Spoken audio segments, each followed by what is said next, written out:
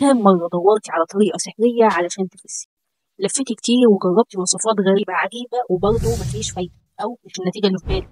كتير بنشوف إن الموضوع معقد ومحتاج حرمان وتكاليف كتير، بس اكتشفت إن الحل كان قدامنا طول الوقت. كنت بقعد أسأل ليه كل الطرق ديت مش بتجيب نتيجة، والحل مش في دايت قاسي يخليك جعانة طول اليوم، ولا في رياضة تخليك راجعة بتسحب، لكن زي ما بتدي العربية بتاعتك بنزين 98 علشان تبقى ماشية كده ومرتاحة، جسمك كمان محتاج أكل صحي عشان يبقى ماشي ومرتاح وعايشة بشكل صحي.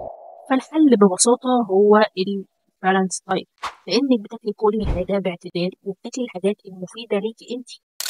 والرياضة مش لازم تجري 1000 كيلو ولا تشتركي في ماراثون ولا تشتغلي حتى 8 ساعات كارديو، لا، الموضوع أبسط من كده، نص ساعة مشي أو شوية تمارين خفيفة في البيت هتقوم بس الدورة الدموية.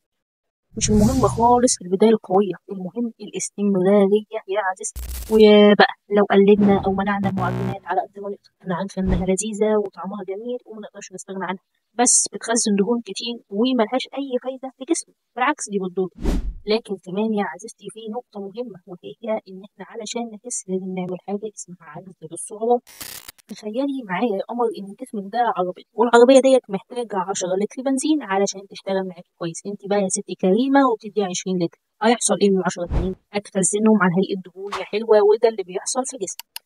جسمك بيحتاج كمية معينة من الطاقة علشان يقوم بوظائفه الحيوية، طبعا دي بياخدها من الأكل اللي هي زي التنفس والهضم وكل الحاجات اللي جسمنا الجميل ده بيقوم بيها. انت بقى لما بتديله فوق اللي هو محتاجه ده، الكمية الزيادة ديت بتروح تتخزن له.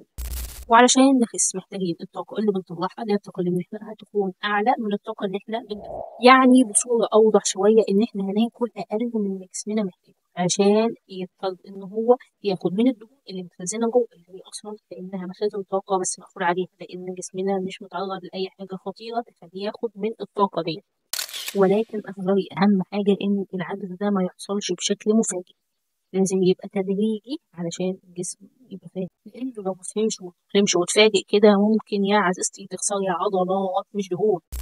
لكن النزول التدريجي هو ده الصح، تبدأي بخطوات صغيرة، وده اللي حصل مع العملاء بتوعي لما فهموا فكرة العجز بتاع السعرات وفهموا يعني إيه أكل متوازن.